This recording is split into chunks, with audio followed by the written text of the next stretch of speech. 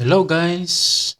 For today's video, ituturo ko sa inyo kung paano mag-calibrate ng L900 drone with 5K camera resolutions. Built-in with LCD monitor. Okay, so atin ang simulan.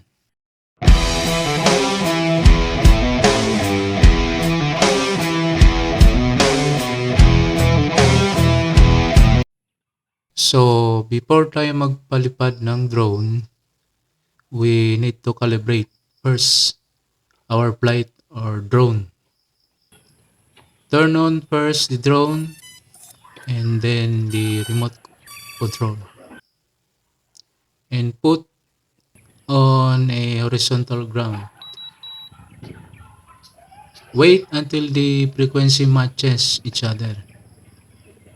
Actually, you will hear a D sound.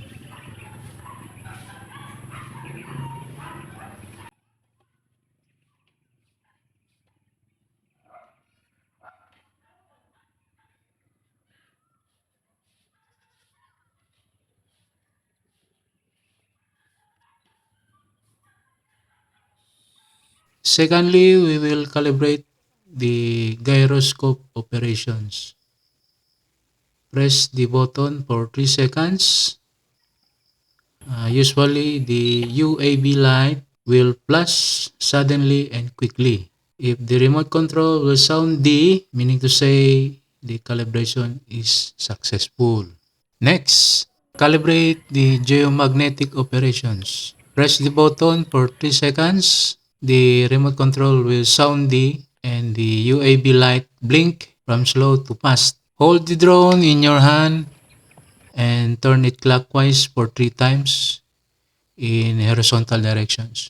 And the remote control give a sound of D, indicating that the horizontal calibration is successful.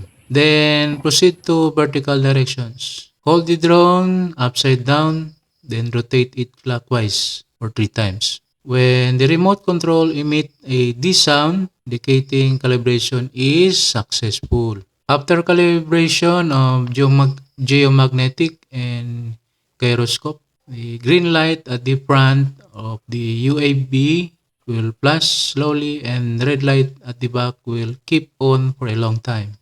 Wait for the GPS until it reaches more than 8 stars. If the green light and red light will keep on for a long time, it means the star search is successful and GPS is stable. At this point, press the unlock button to fly.